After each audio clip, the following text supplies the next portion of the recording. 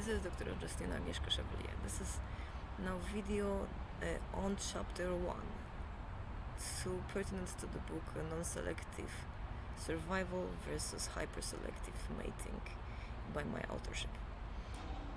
The chapter's title is There is only non-selective survival unless culture mistakes sexuality with killing, which results in programming of own death. What does this mean? It seems that there are many that jump at examples, and so I will start with that, such as what about, for example, instances in which I sit here and I'm attacked by a bear. Does not, if that bear attacks me, that bear is not trying to kill me. Well, he might be trying to kill me. So, if there is a struggle, the question is, for instance, if there's a struggle and that bear attacked me, does this not mean that it is either I or a bear? Meaning, if I don't fight with that bear, then I will die and bear will win.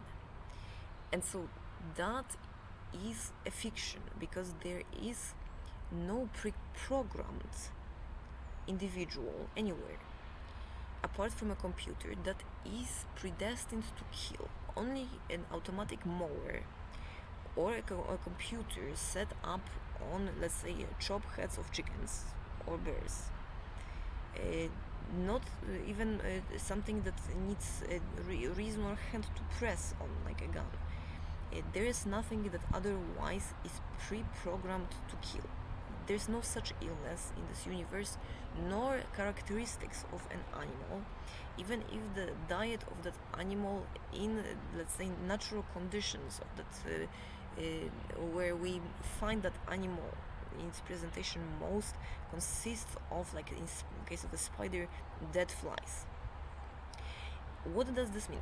The simplest example to understand that is to take a spider, or as I did, even the most of the savage, a cruel, and otherwise killing animal, and offer it a chance to have nourishment that causes all other species to thrive. Such as an example of it is PETA, who offers, for instance, species felini, which are, well, bobcats and also tigers and all that.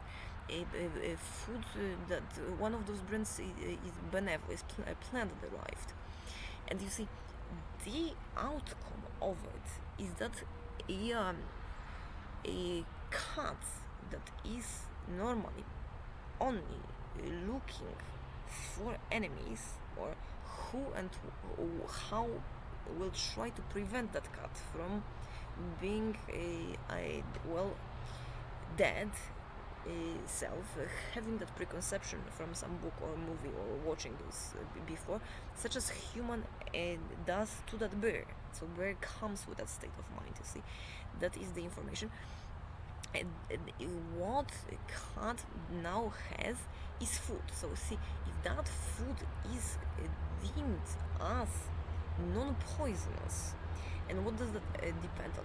Depends on if a human can and does eat that food self, and that cat trusts it, and it is in the area that there is no active message from other bears or cats that humans are killing or intending to harm bears or cats. And then when that animal approaches, there is trust to obtain that food from a human, despite not having powers or capacity to make it. And that does not make that cow a pet, you see, because if there is no trapping, that animal will become a befriended species, and I've experienced that during my travels across the United States a few times, experience two choices. First choice is to befriend, to mark some species, such as bird, human, as okay to kill, depending on habits one or the other. So bird, for instance, may recognize, okay, I'm a wild seagull, so Fish, because you ate some, we consider inferior. So if I killed it, I'm gonna bring it to you and we're gonna eat it, while fish we're gonna mark as inferior.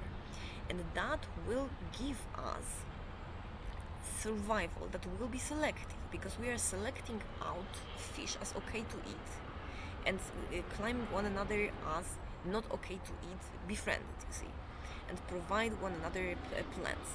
And that gives us, for as long as we kill those fishes intentionally, still selective lifespan, calculable one, and is rational, you see. The second option, which is the beauty of cognition and intellect, the second option is that we actually decide to not kill a scope at all and use, for instance, available in nature beans, or for instance soybeans or normal beans, or split peas that grow in nature, and we prepare like that Benevo formula. I know that sounds like advertising, it is. There are many other options, but that is a good example. And so because there's abundance of those beans, you see, I collecting those, I do not kill. I make them thrive, for instance, if they are somewhere, close by, or I can put some somewhere else, some consume, and make them widespread. That is not killing, because that is unlike a child, that is non-fertilized seed. Fertilized seed needs to be well planted and grow and has all the propitious conditions, and nature does make seeds in many, also in leaves, so there is no need for sexual activity to consume, you see. A bit like voluntarily giving from nature own hair to make a brush, as opposed to taking it out like Nazis did, which is wrong. How many gave that hair, how many were ripped that hair off, we don't know. But you see, that is not okay to do to only some. And so the second option, what guarantees that I am not targeted if I befriended a bear by a bobcat?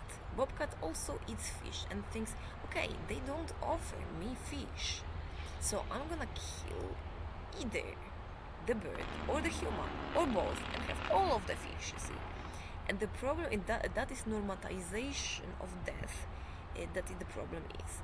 And so the solution is then to have that killing is not allowed for all species, and having thriving of species that, for instance, have enough already of those children beings that are not yet, live, and want to offer, or mushroom, when we cut like the rangers recommends, and have those made into dry food and offer to bobcat, to fish, and to others. For instance, vegan burgers or things like that.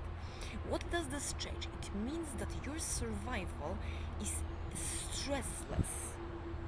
Mine and other species, and you see, exclusion of that other species, any species, and selection done to other species is what we didn't understand prior to I. And now, thanks to also contribution of United States police, I understood that actually, also some rangers, that it has to include all other species as scope of every single daily activity. And that is then that a human is not attacked selectively so, or normatization of some, good morning, some as okay to kill or okay to harm does not create then, as those species or individuals die, is shortened or painful to weaken humans' existence, you see. And so that is what is called non-selective survival.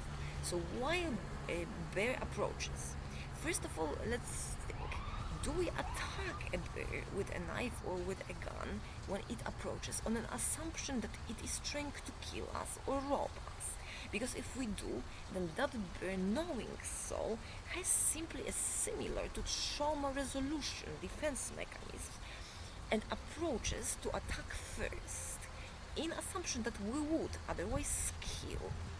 And so that is one reason. If we change that perception and offer non-poisoned food, non-killed food, that bear will approach, not attack you. And second erroneous assumption is that animals or humans are stupid and approach to have sex. And you need to understand that all humans and all animals have utmost dignity, and there's no need for explanations from such a bear. That bear is not trying to mate with a female or being nice because of that. Because bear approaches having own choices, lifelong choices, and is very selective at that. And attacks when accused of such, or when, for instance, touching a bear or approaching is by someone presented as sexual activity because of degradation of sexual activity and false actually notion that there is no pleasure in animals' conception of children. It is false because animals such as, for instance, swans, like many others, also dogs and wolves, do form family units for life, and it is not easy. And so that is why I said when we mistake that approaching for a sexual advance or spread such information around, then the human is likely to attack a bear per that information in defense, and bear also, knowing about such attacks, is likely to appear fierce or attack, and that is false. That fierceness or attack with intent to harm, also in humans, is sexual. We try to impress by provision of safety, by provision of goods, by being the strongest, by competing to provide for a herd. The same as animals.